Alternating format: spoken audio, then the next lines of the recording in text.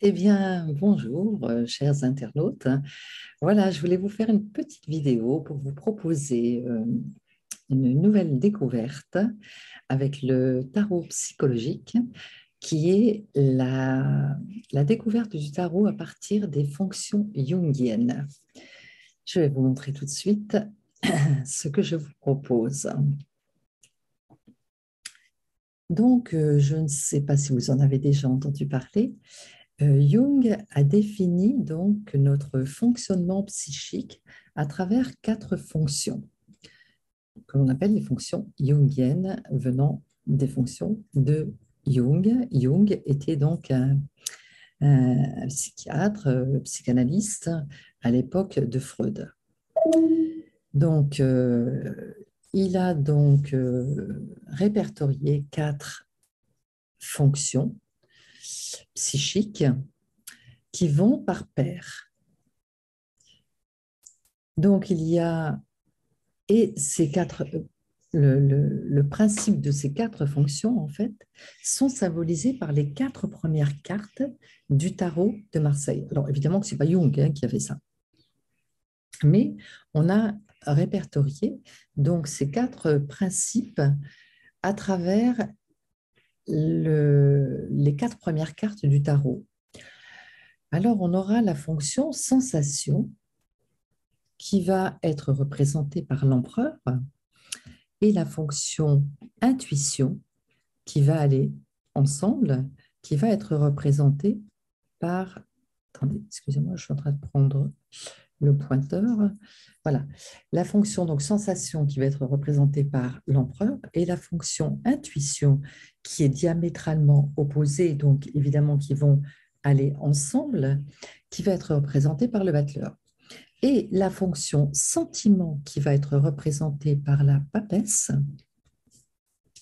et sa corollaire, en fait, celle qui sera diamétralement opposée, qui est la fonction pensée, qui va être représentée par l'impératrice. Alors, comment ça fonctionne tout ça? Alors, moi, ce que je vous invite à faire, c'est de découvrir si ce principe des quatre fonctions est bien intégré chez vous.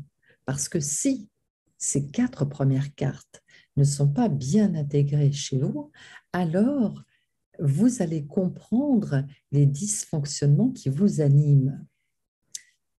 Donc, mon objectif ici, c'est de vous faire découvrir ces quatre premières cartes, ces quatre fonctions, en fait, de vous expliquer comment ça s'articule, de manière à ce que vous puissiez voir vous-même comment ont été intégrées chez vous ces quatre fonctions. Alors, on va voir déjà les deux premières. Vous avez peut-être remarqué qu'il y a deux hommes et deux femmes. Eh bien, ça représente effectivement les deux principes masculins et les deux principes féminins. Alors, les deux principes masculins vont être représentés par la sensation et par l'intuition. Alors, la sensation va représenter les deux principes masculins vont représenter le monde du concret, le monde du réel, le monde de l'action. Donc, le principe masculin représente votre manière d'agir, votre manière d'impacter le monde extérieur. OK? Vous me suivez jusque-là? Alors, à l'opposé de cela, nous avons le principe féminin. Le principe féminin qui est représenté par deux femmes. Vous avez donc la papesse et l'impératrice, qui sont le sentiment et la pensée.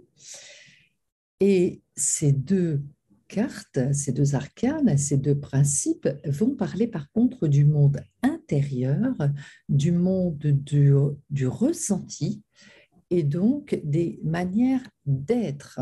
Elles vont parler de votre qualité d'être, non pas la qualité d'agir dans le monde extérieur, mais votre qualité d'être dans votre monde intérieur. Voyez? Donc, vous comprenez bien que c'est fondamental de pouvoir intégrer ces deux notions pour pouvoir appréhender le monde. Voyez? Alors, on va découvrir maintenant de manière plus approfondie et de manière plus concrète chacune de ces quatre cartes. Alors, on va commencer par la fonction sensation. La fonction sensation, je vous l'ai dit, elle a été représentée par l'empereur.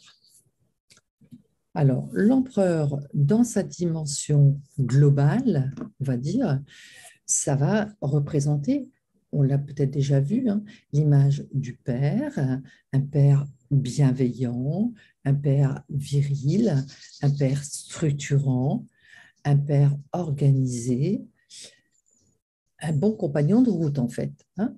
Donc, c'est comment vous aurez intégré l'image de ce père normalement bienveillant. Bien entendu, dans sa fonction de père, il va nous aider à définir ce que l'on veut et ce qu'on ne veut pas, mais aussi ce que l'on peut et ce que l'on ne peut pas. Et il va nous permettre de pouvoir réaliser de manière concrète nos envies, ce que l'on veut en fait, hein.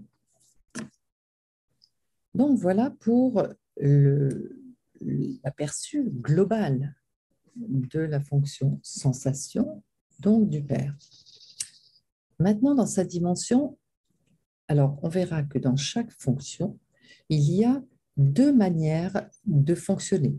Il y a la dimension extravertie et la dimension introvertie. C'est-à-dire que la sensation, soit elle vient de l'extérieur, donc extravertie, ça n'est pas l'extraversion, attention, hein.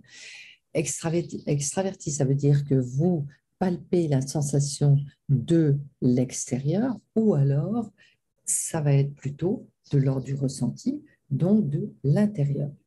Alors, l'extraversion, l'empereur dans sa dimension extravertie, il va être en contact avec le monde extérieur. Il va donc, le monde extérieur lui apporte des sensations qui vont lui donner envie d'agir concrètement. OK? Et dans sa dimension introvertie, là, le mouvement, il est inverse, c'est-à-dire qu'il va être en contact avec le monde des sensations, donc avec ses sens, et qu'il va maîtriser, bien entendu, pour lui donner une utilité qui va se manifester, évidemment, également à l'extérieur. Est-ce que c'est clair pour vous? Donc, la dimension extraversion, le monde extérieur m'apporte des sensations qui vont me faire agir.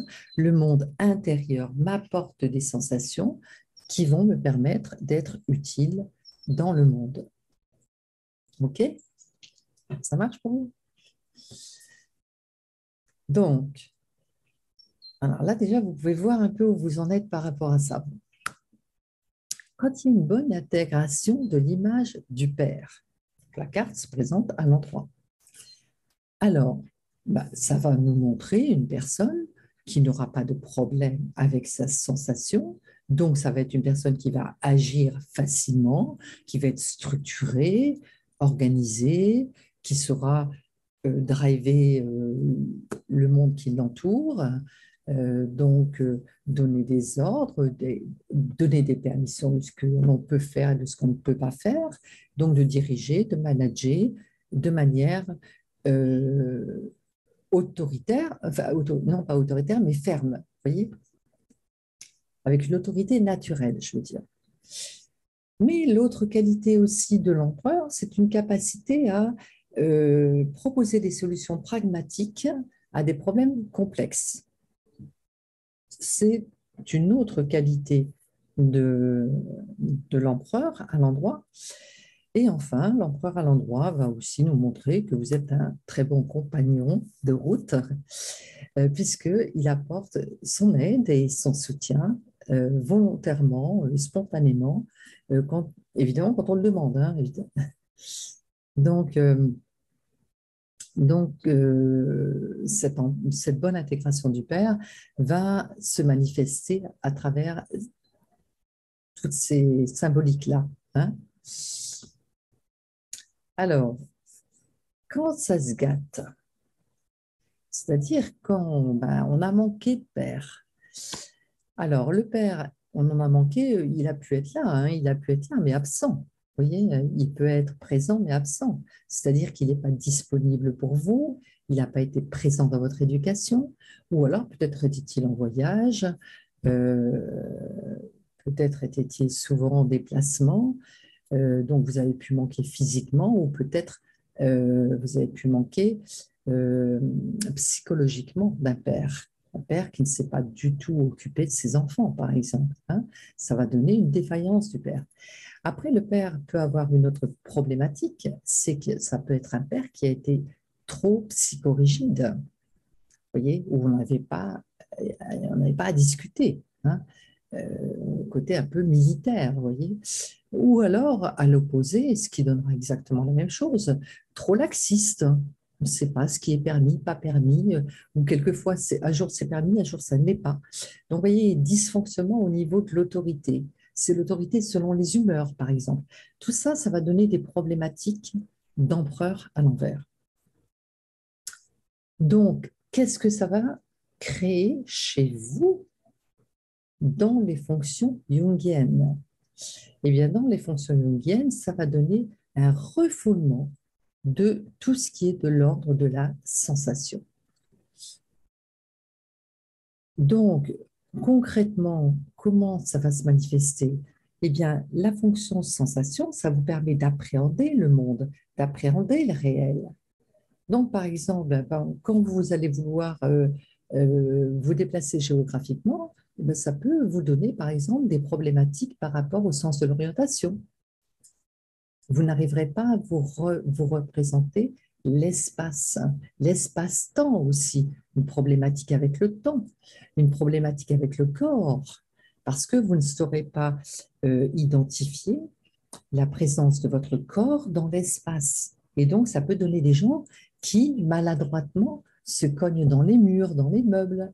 Tout ça, ça dénote une difficulté au niveau de l'intégration de la fonction sensation, en fait. Ça, c'est une problématique de la fonction sensation qui est déficiente.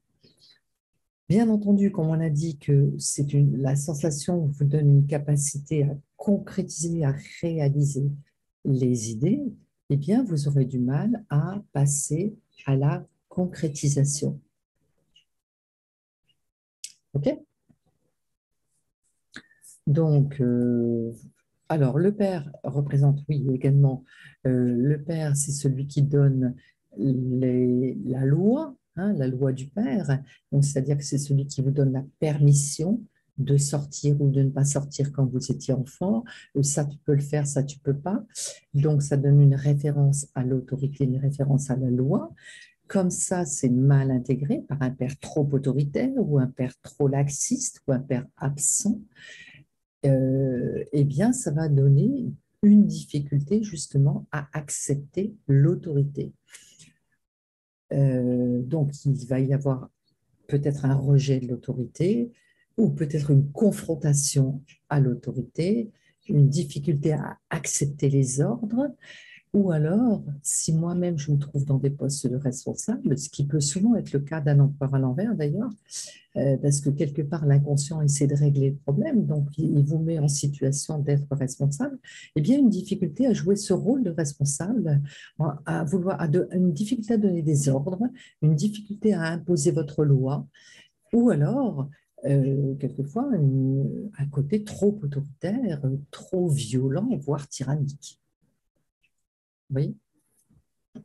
Alors, êtes-vous cet empereur à l'endroit ou cet empereur à l'envers? That's the question. Qu'est-ce qui se passe quand on a un empereur à l'envers? Eh bien, il faut aller chercher l'arcane complémentaire, parce que ça veut dire que l'arcane complémentaire est défaillante.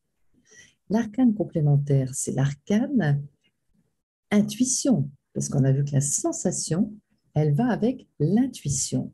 S'il y a un surinvestissement, un désinvestissement au niveau de la sensation, il va y avoir un surinvestissement au niveau de l'intuition.